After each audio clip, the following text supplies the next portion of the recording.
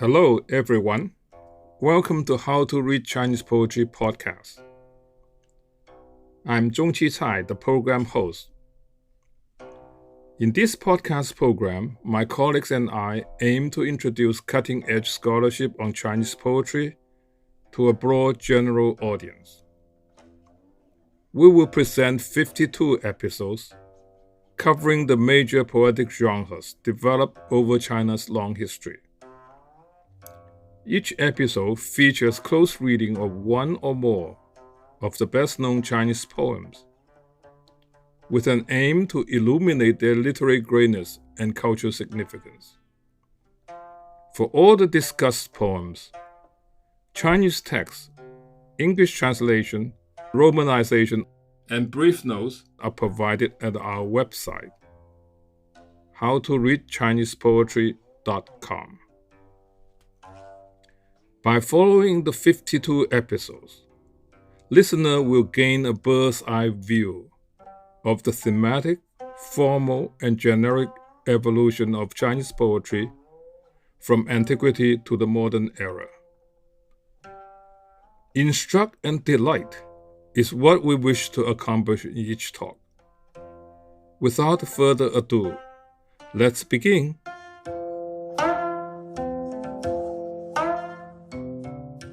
Today we are getting started on a new topic entitled Han Music Bureau Poetry. It's my pleasure to introduce our guest host, Jui-lung, Professor of Chinese Literature at the National University of Singapore. Let us warmly welcome Professor Su. Thank you, Professor Cai, for your introduction. In this episode, I will talk about one of the most famous Yuefu poems entitled We Folk South of the Walls. Before I begin, I would like to give a brief introduction to Han Yuefu poetry, or Han Dynasty Music Bureau poetry. The Yuefu poetry of the Han Dynasty, conventionally referring to all poems reputedly collected by the Han Music Bureau, is one of the earliest poetic modes to have had a major impact on the later Chinese lyrical tradition. For audience members unfamiliar with Chinese poetry, a point to note is that Chinese poetry in the past were musical compositions meant to be sung. In this episode, I may refer to poetry, music, and songs interchangeably. In Han times, the Fu, rhapsody or rhyme prose, was the dominant literary genre, an arena in which the major court poets exercised their talents, while Yuefu poetry, aside from ritual hymns, was basically ignored. Nonetheless, Yuefu verse came to be juxtaposed with the Fu as one of the two most conspicuous literary genres in the Han. The term Yuefu, first of all, refers to the music bureau established in or before the Qin dynasty, and second, it refers to an ever-widening sector of poems, including formal court poems, popular songs, literati imitations, and other poetic forms.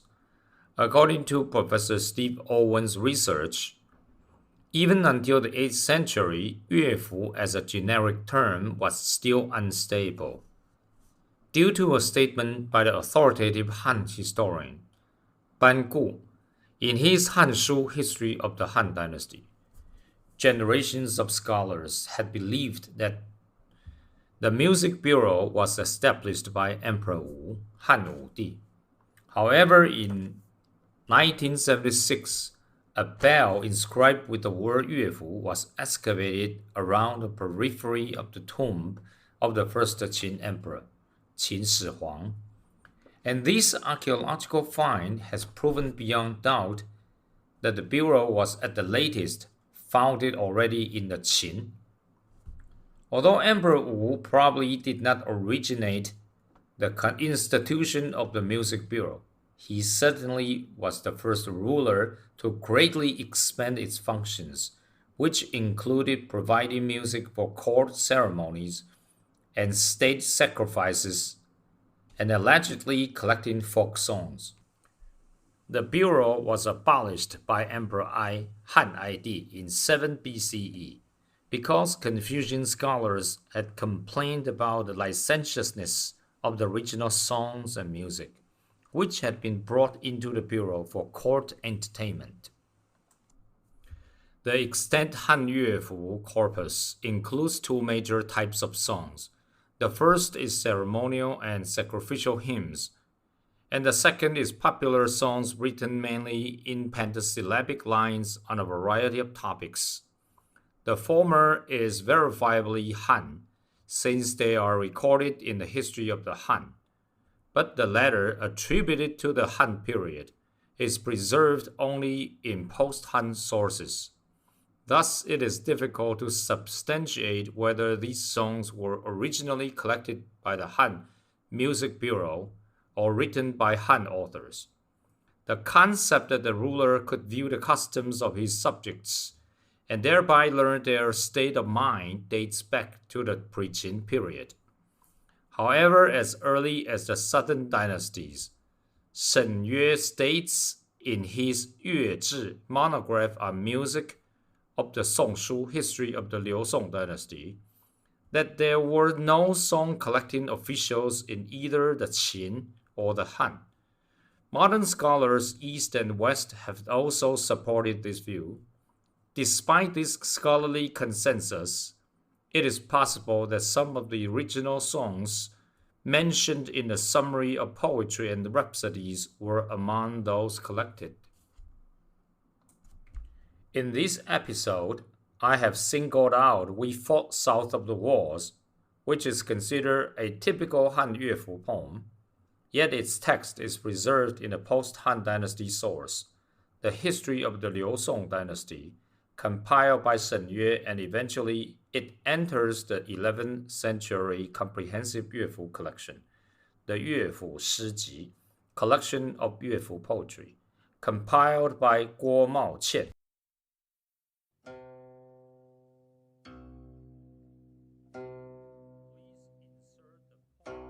We fought south of the walls. We fought south of the walls, and died north of the ramparts. Dead in the wilderness and unburied, the crows may eat us. Tell the crows for us, cry for strangers away from home. We died on the moors and certainly will not be buried. How can our rotting flesh run away from you? The water is deep and clear, the rushes and reeds are dark. Valiant steeds have died in battle, while nags neigh, running around. Bridges have been made into houses. How can one go south? How can bridges go north? How can the grain be harvested? What shall our Lord eat? We wish to be loyal subjects, yet how can we achieve that? We long for you, fine vassals. Fine vassals are truly worth longing for. You went out in the morning to fight, and in the evening you did not return.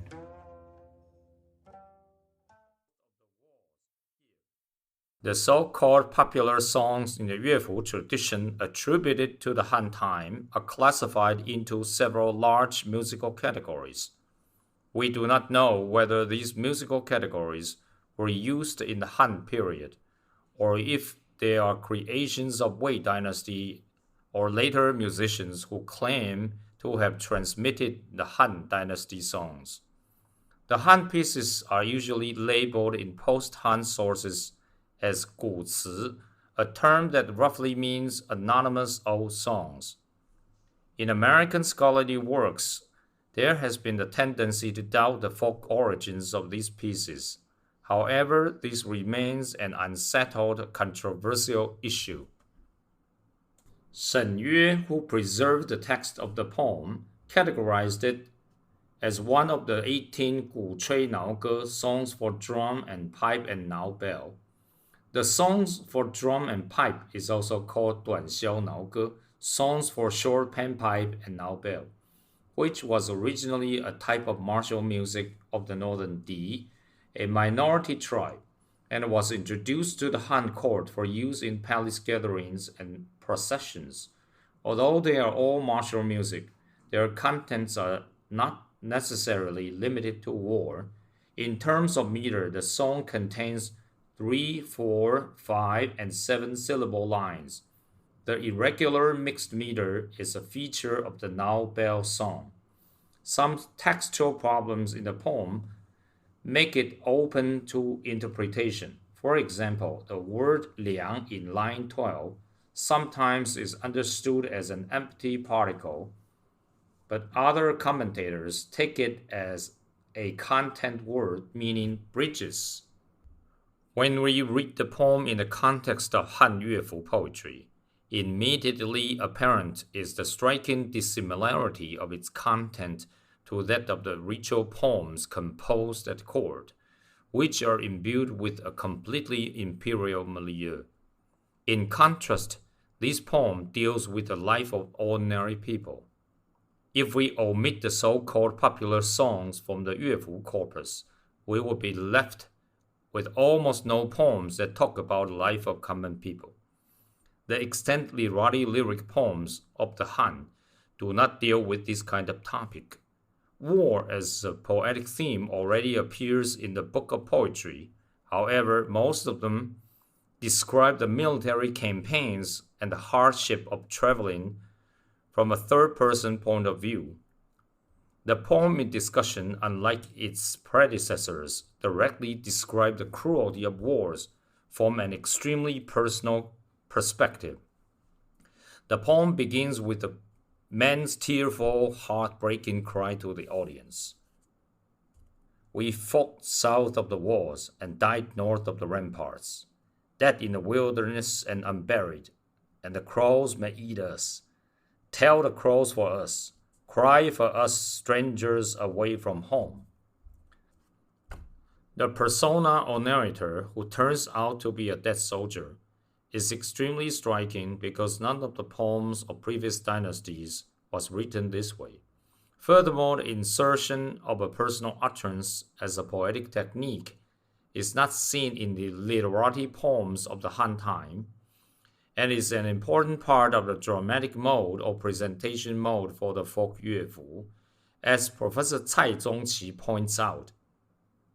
The directness and dramatic effect these exclamation displays are eye-opening and unprecedented. Cai states in his research that the dramatic and the narrative modes respectively mark the ways of poetic presentation for the folk Yuefu, which uses first-person narration, and literati Yuefu, which in its formality always uses third person. This technique was put into constant use by later Yuefu imitators, especially in the pallbearer songs. The world depicted in the poem is remote from that of the imperial rhapsodies and ritual hymns. Instead of employing ornate or archaic expressions, the language of the poem is straightforward and powerful.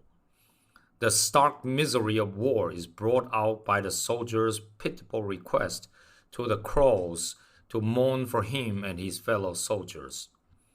The word ke, line 5, refers to a person far away from home. The fact that the soldiers have traveled far away from their homes and died in a strange place without proper burial would have been regarded as the great tragedy by the Chinese. It deeply touches Chinese sensibilities, since the ancient Chinese long to grow old and die in their native place. Culturally speaking, that soldier's despairing statement contains one of the deepest horrors for the ancient Chinese. The Chinese were and still are a people that place tremendous emphasis on proper burials for their dead, which is well testified in the classic texts such as Book of Rites, Li Ji, and Book of Etiquette and Ceremonial, Yi Li. That the corpses cannot escape decay or the crows, line 7, is uttered in a bitter, sarcastic tone. Lines 13 and 14 describe the soldier's loss of direction, illustrating his confusion and suffering in the cruel battlefield at the last moments of his life. Yet despite the horrors, the poem has a patriotic element. The soldier expresses his wish to serve his lord with loyalty, despite his untimely death. The last 4 lines seems to be a response to the speaker's patriotic wish, and at the same time convey the poet's sympathy towards the soldiers. The abrupt transition between lines 14 and 15 may indicate a corrupted text, but some scholars think that the abruptness is one of the features of a folk song. A ballad of folk provenance implies an oral composition and transmission. In the process of transmission, the singer-poet could change the wording or phrasing to suit their own purposes.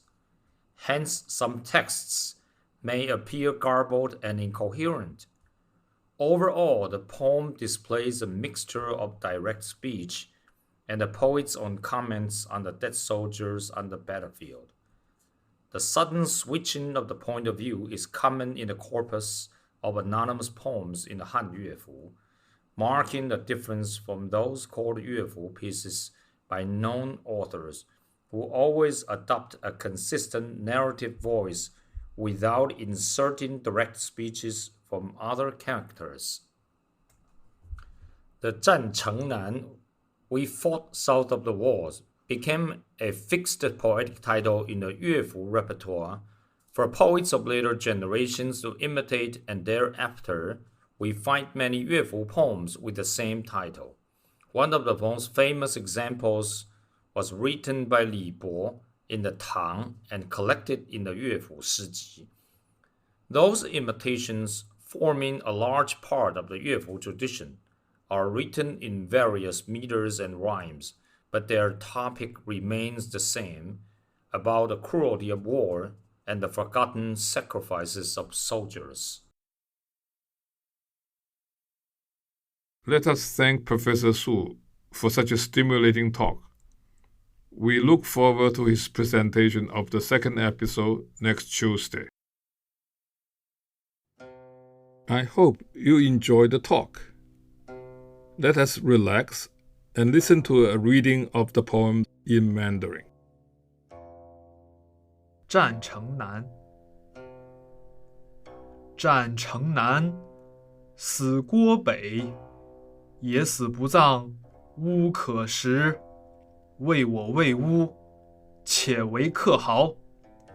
也死亮不葬，腐肉安能去子陶？水深皎皎，蒲苇明明。